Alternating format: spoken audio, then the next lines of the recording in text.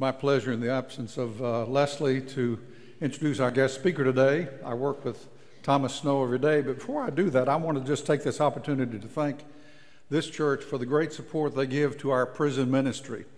You've been so active in it the last 2 or 3 years.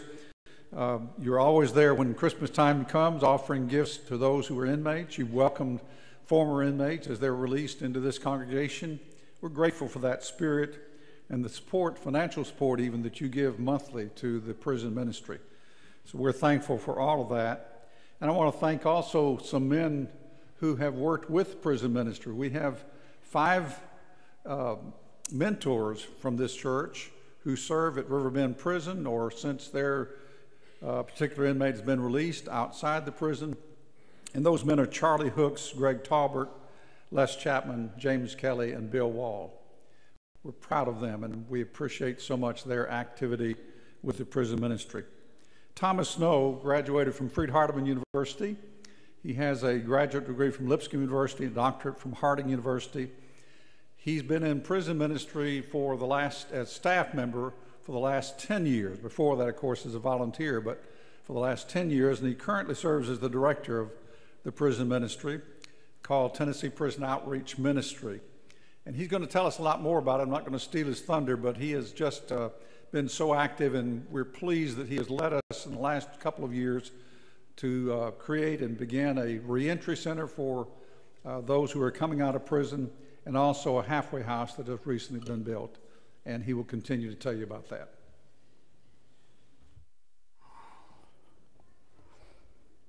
Thank you, Jim, and I thank the congregation for your commitment to this work, for your support of this effort, and to be able to come to you this morning and to share with you the work that we're involved in the Tennessee Prison Outreach Ministry.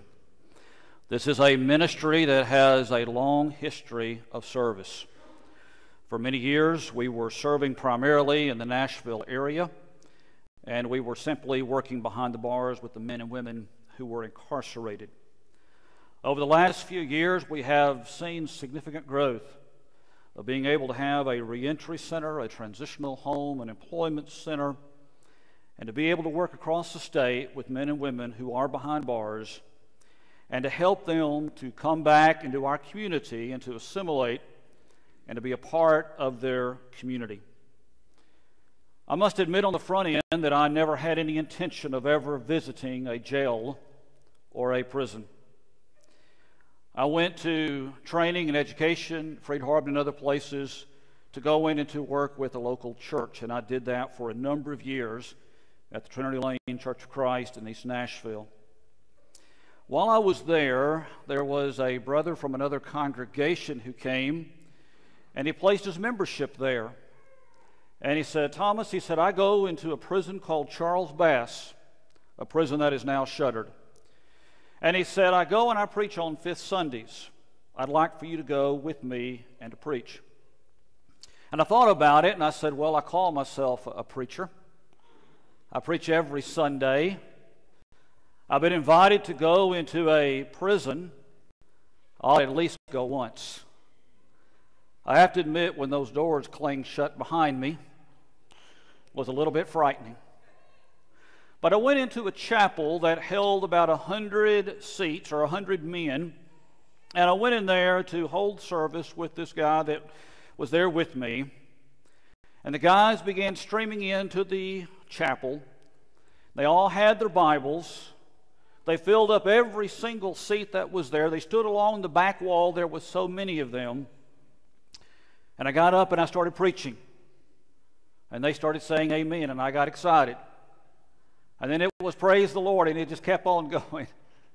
And I remember when I finished that sermon, they were all lined up down the row, and they all wanted to speak to me. And I thought, I've been at Trinity Lane for a long time, and I never get that reaction. And so that was really where I began and was hooked, if you will, to go in and to work with men and women who were behind bars. Before I go into a slide presentation and show you some things about this, I want us to think about for a moment just some theological reflection, if you will, to begin to address the question of why should the church even engage in prison ministry. Why should we even go to men and women who in some cases have committed very serious crimes, and some will spend all of their life there, never to be released? Why do we have this as our mission? Many in our society has just given up on folks that are behind bars. Many of them have just washed their hands and have said there is no hope. And they're being punished for crimes, and so why should we be a part of this? I want us to think about just for a moment in Luke chapter 4 in verses 16 through 21. I have this statement of Jesus, this statement which really in my mind serves as the mission statement of the entire ministry of our Lord. It really defines what he was all about. And so in the Gospel of Luke in verse 4 and verse 16, chapter 4 and verse 16, it says this, "And he came to Nazareth, which we know was his hometown, where he'd been brought up, and as was his custom, he went to the synagogue on the Sabbath day. And he stood up to read, and the scroll of the prophet Isaiah was given to him, because he was anointed him of where it was written." And he reads from Isaiah, and this is what he says, and I want to quote, "The Spirit of the Lord is on me, because he has anointed me to preach good news to the poor. He has sent me to proclaim liberty to the captives and recovery of sight to the blind, to set at liberty those who are oppressed, and to proclaim the year of the Lord's favor." It says then he rolled up the scroll and he gave it back to the attendant. And then he said, "Today this reading you have in the Gospel of Luke is you have an unpacking of these verses, because this really serves as a thesis statement, the mission statement, if you will, of Jesus. And all found throughout the Gospel of Luke is Jesus living this out, of going to people who had been forgotten, going to those who were marginalized, going to those that society said they don't matter, and giving them hope and giving them a purpose. That was his mission. I think about our own lives, and all of us in a sense have experienced some type of incarceration, either physically, emotionally, and most certainly spiritually. Because at the end of the day, we all have sinned and we all have fallen short of God's glory. And as a result of that, we have come under God's divine judgment. And it was only because of God's gracious act that any of us have hope. I think back for a moment, back to the very beginning of where God created Adam and Eve, and they were made in his image. And yet, from the very beginning of time, they began to transgress from that will. They began to go in their own direction. They began to do as they pleased, to where it reached the point where all humanity, in essence, was living far from God, of where they were thinking of evil continually, of where because of sin there was rebellion, there was depravity, there was human conflict, there was domination and alienation both from God and from each other. All of these were the results of man refusing to acknowledge the very sovereignty of God and becoming under oppression that occurred in the world. And yet what God has done is he has taken people when they were most vulnerable, when they were in the messes that they themselves have created, and God has given them hope. God did not wait until we cleaned ourselves all up to then begin to involve himself in our life. But he went to us in our brokenness. He went to us in our emptiness. He went to us when we had nothing to offer, and he gave us hope. Israel was like a valley of dry bones in Ezekiel 37. God breathed life into those bones and restored that nation to its glory. God gave them hope. And then listen to this verse in Psalm 107 and verse 10 and following. The psalmist writes, "Some sat in darkness, in utter darkness, prisoners suffering in iron chains, because they rebelled against God's commands and despised the plans of the Most High.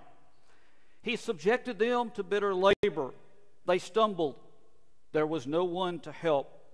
They cried to the Lord in their trouble, and he saved them from their distress.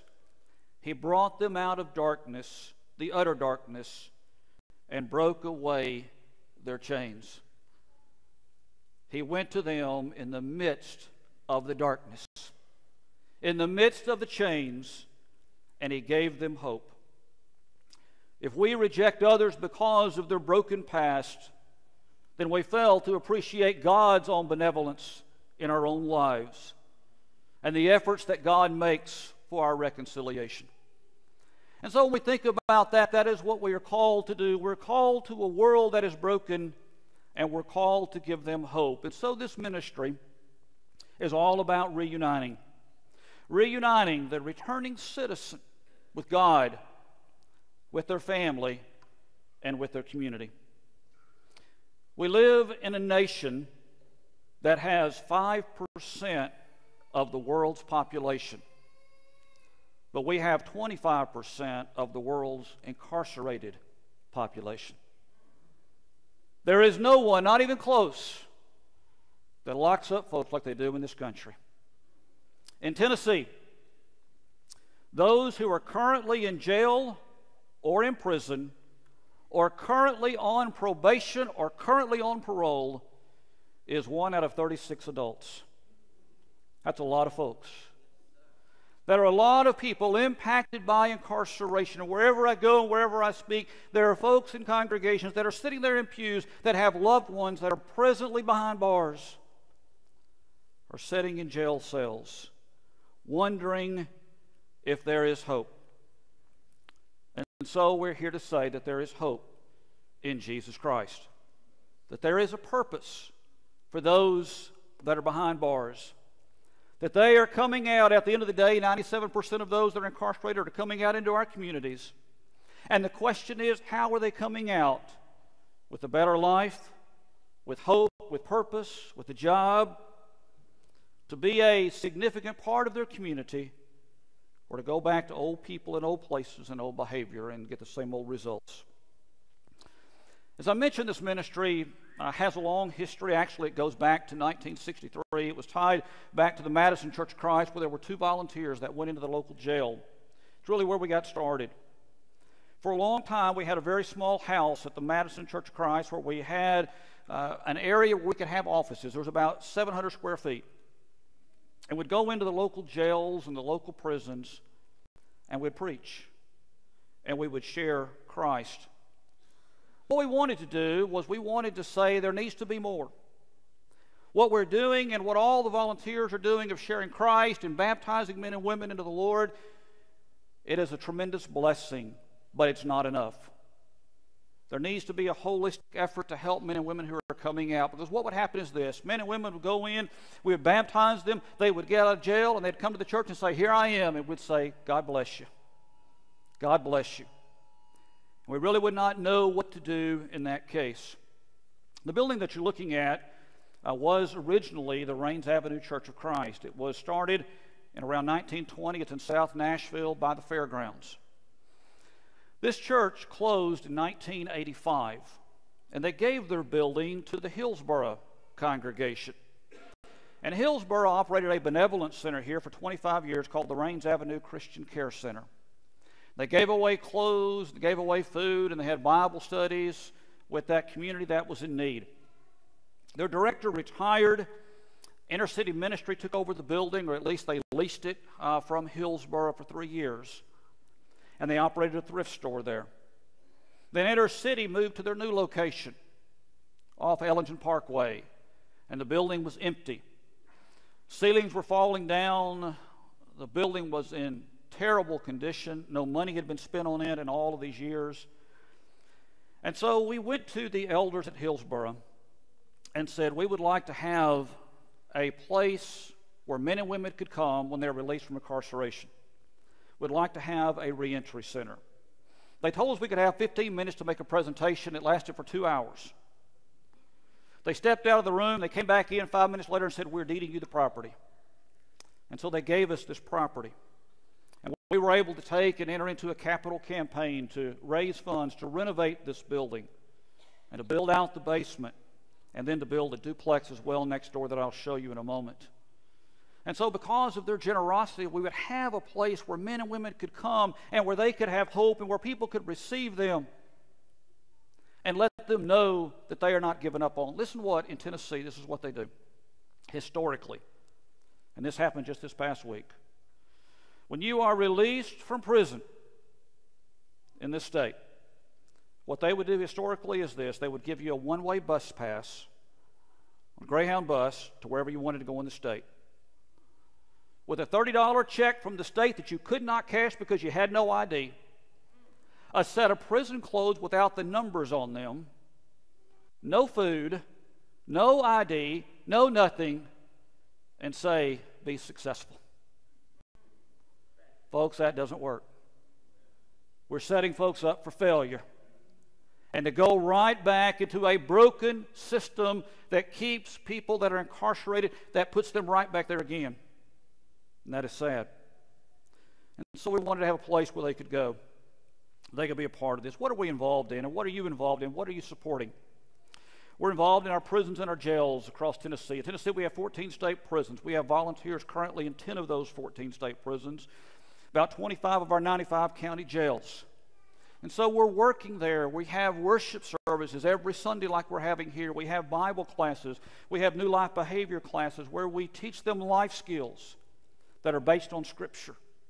We're involved in mentoring and working with them. We're involved at Woodland Hills and G4S. These are facilities for young men and women between the ages of 13 to 18. At Woodland Hills, the young men already have 3 felonies.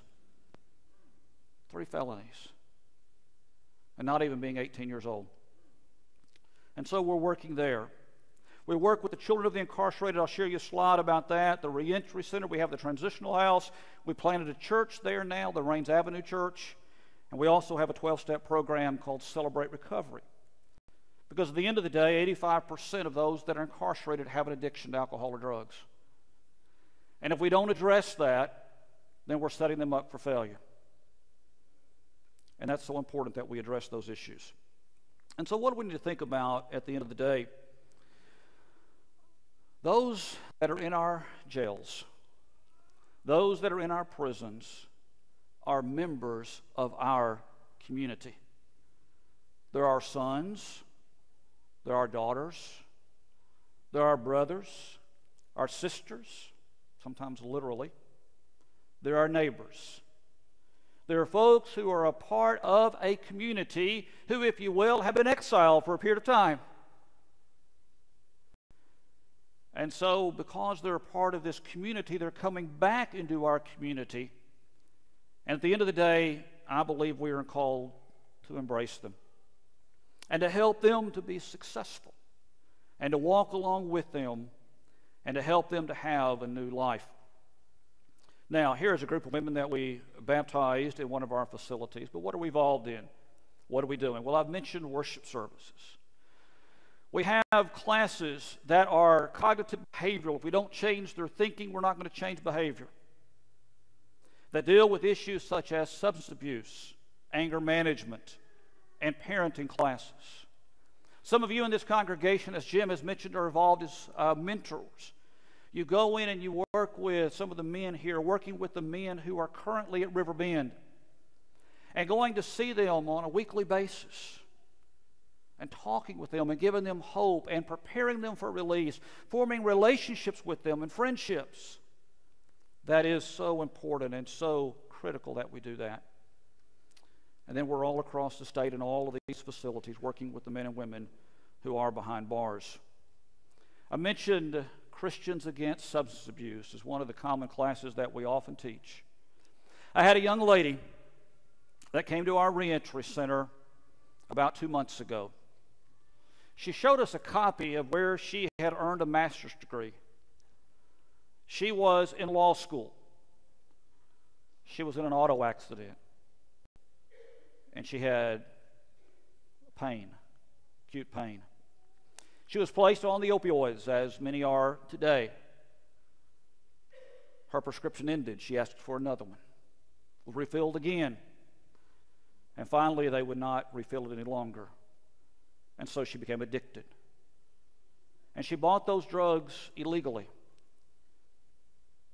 She found herself having to drop out of law school, a mother with children, with a master's degree, sitting in the Davidson County Jail because she was in an auto accident and she became addicted. Stories like that are happening every day, and they're real.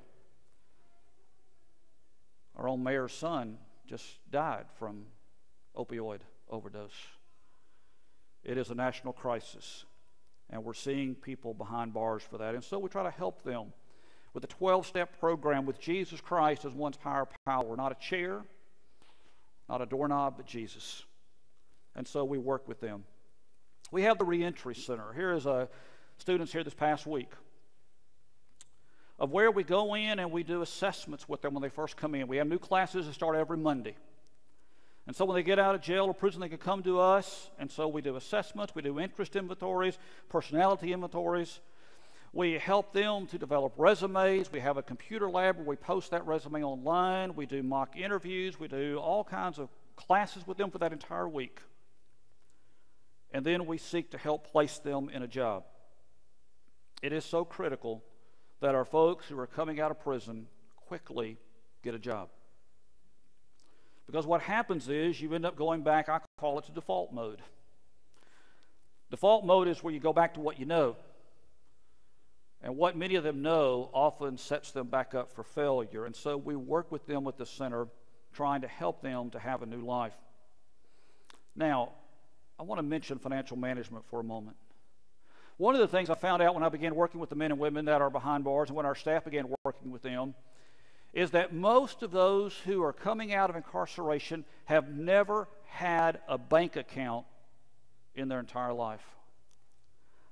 I couldn't believe that. When I was a child, my mother, who is here today, my mother and father are here, we went and had a passbook savings account. I remember that.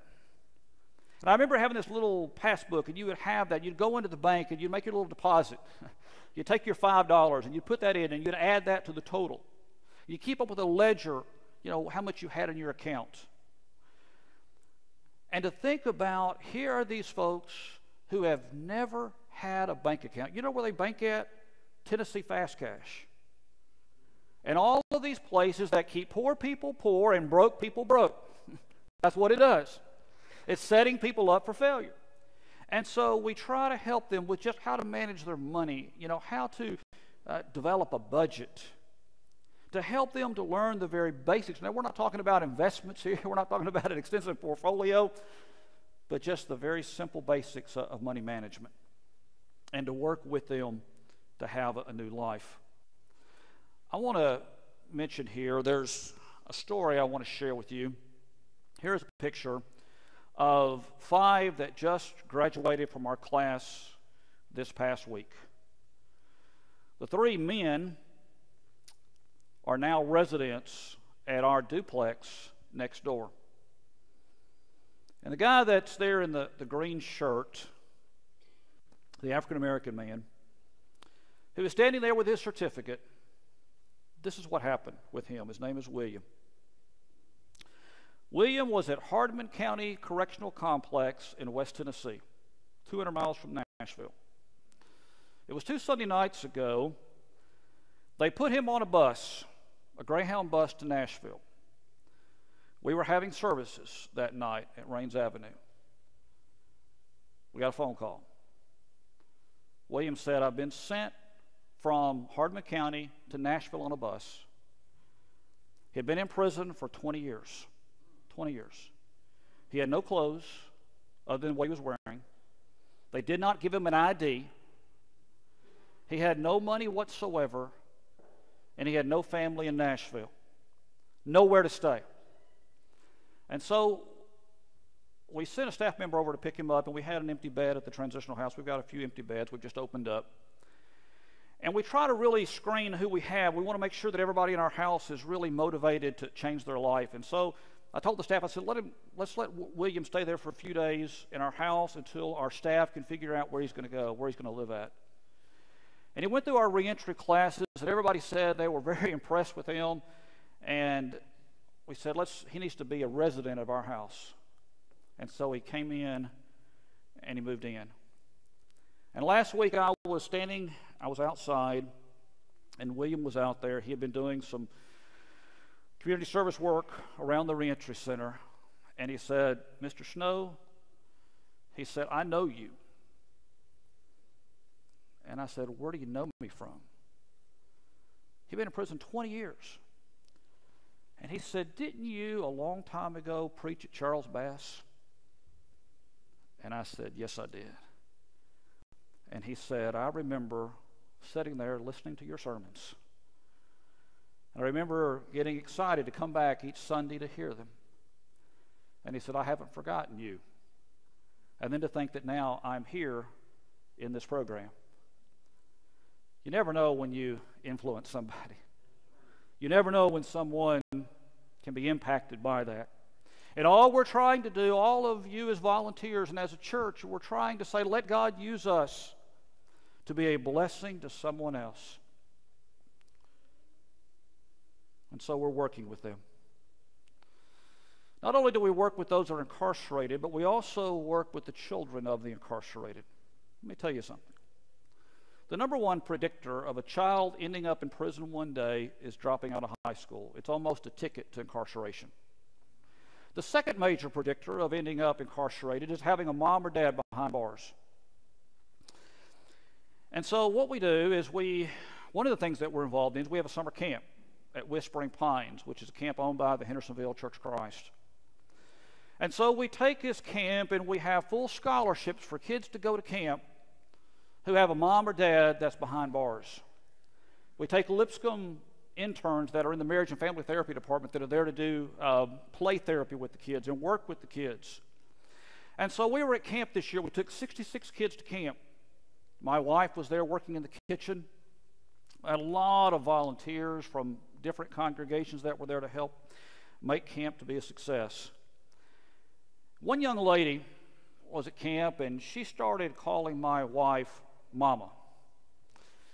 And my wife told me about it. She said, "There's this girl at camp. She's calling me Mama." And so I was at the craft area. My daughter Emily, who's here, she was working crafts, and this girl was there. And she said to me, she said, "I want you to know I'm calling your wife, I'm calling her Mama." And she said, "I'm calling Emily, my sister, and I'm calling Philip, my brother."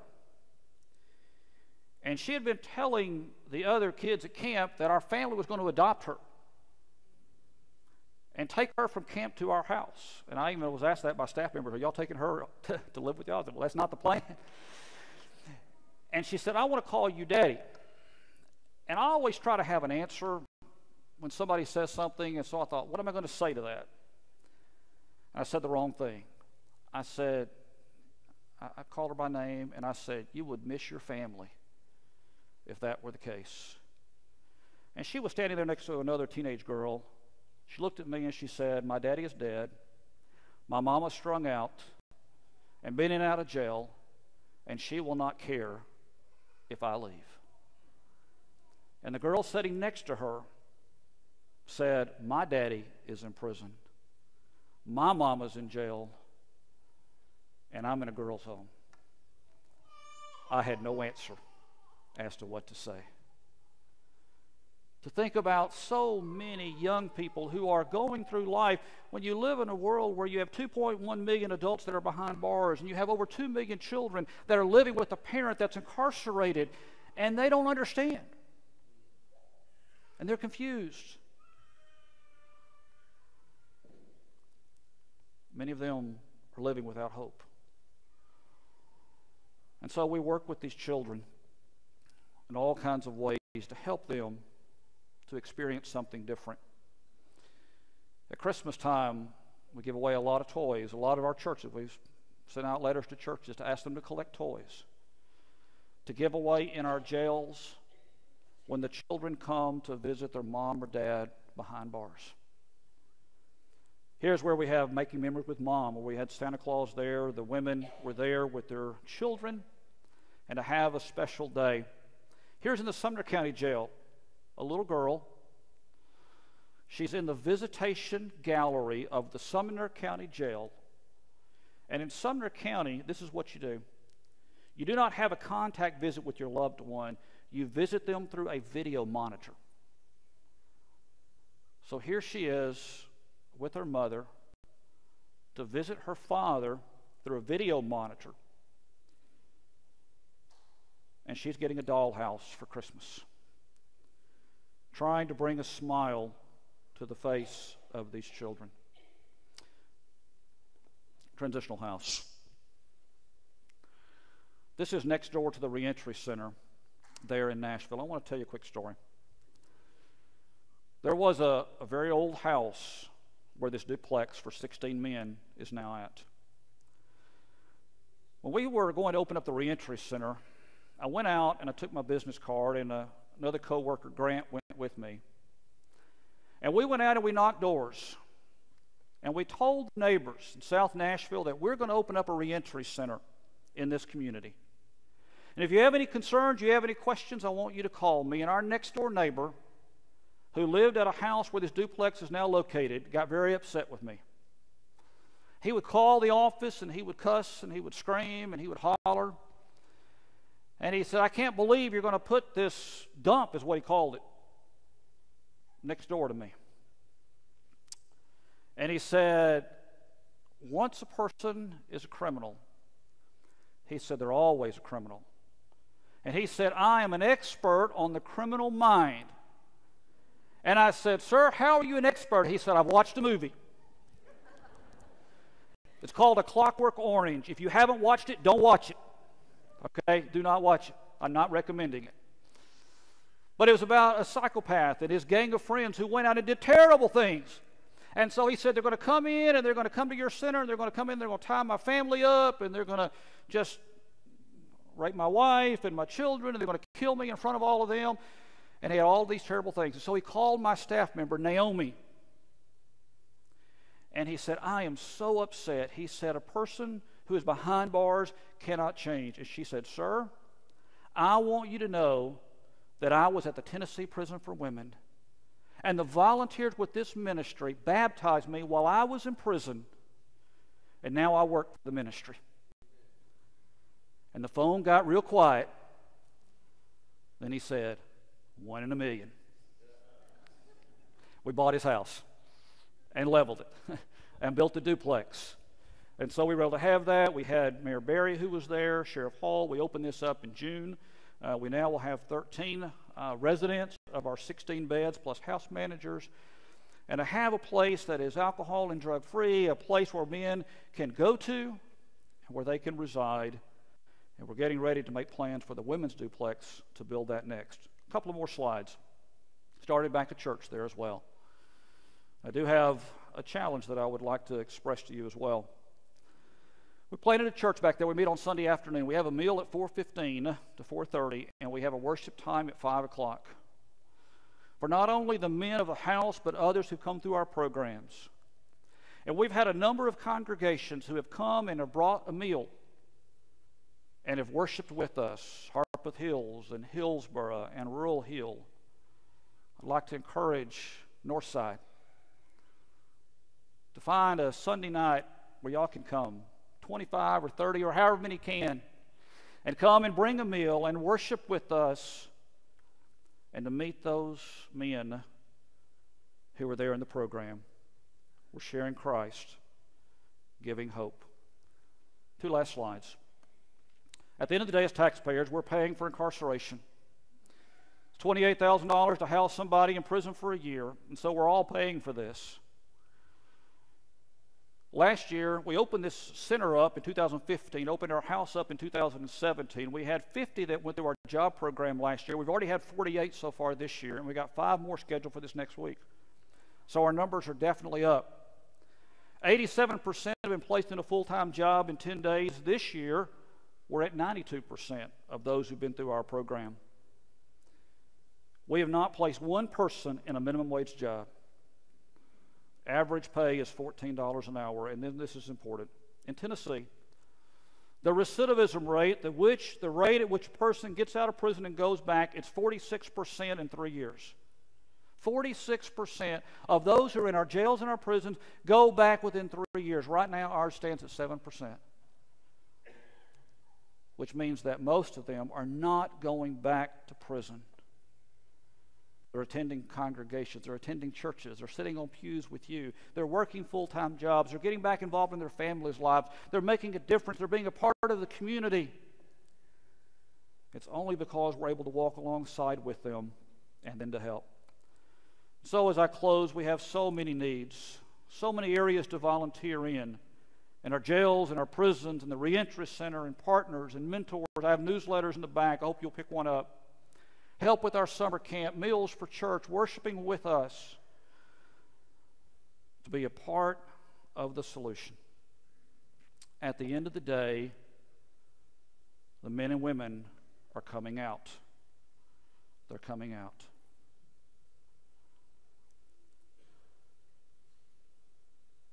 They're going to come out whether we work with these men and women or not. And they're coming out to a neighborhood near you and a neighborhood near me. And in order for them to be successful, it involves us being the hands and feet of Jesus and letting Jesus work through us to be a blessing to others. And you know, at the end of the day, the incarcerated are not that different from us. We're all made in God's image. We've all sinned. We all need Jesus. We all need Jesus. These children with a mom or dad behind bars need Jesus. These men and women need Jesus. Will you share Jesus with them?